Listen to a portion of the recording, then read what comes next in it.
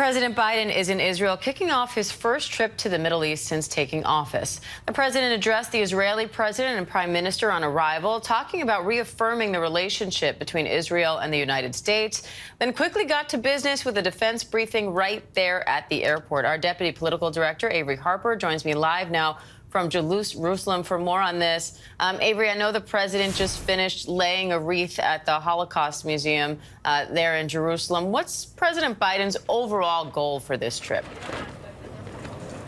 Right. Well, I'll first talk about him laying that wreath at the Holocaust Memorial.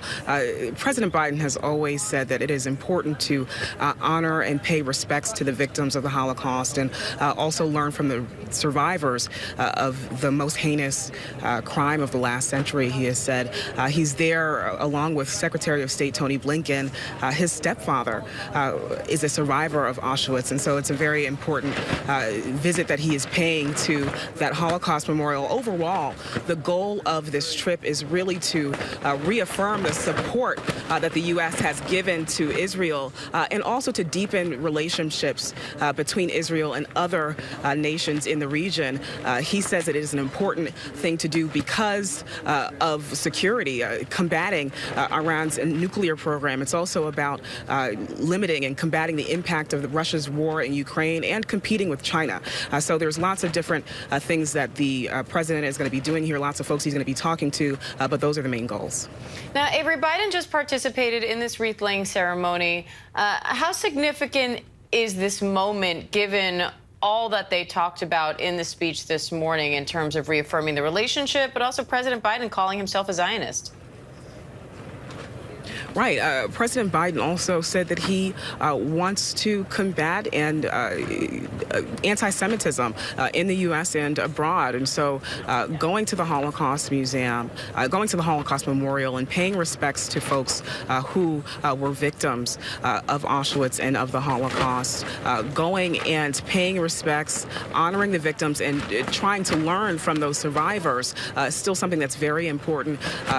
President Biden has extensive experience in Israel. He has met with every Israeli prime minister for the past 48 years. And so he knows that it's important to invest in that relationship, and it's something that he's going to continue to do, including with this trip.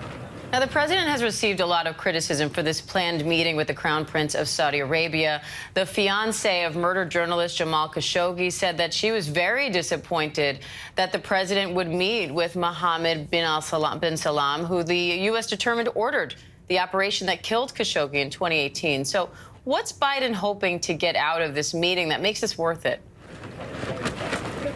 Right. President Biden has spoken about Saudi Arabia as a strategic partner in the region.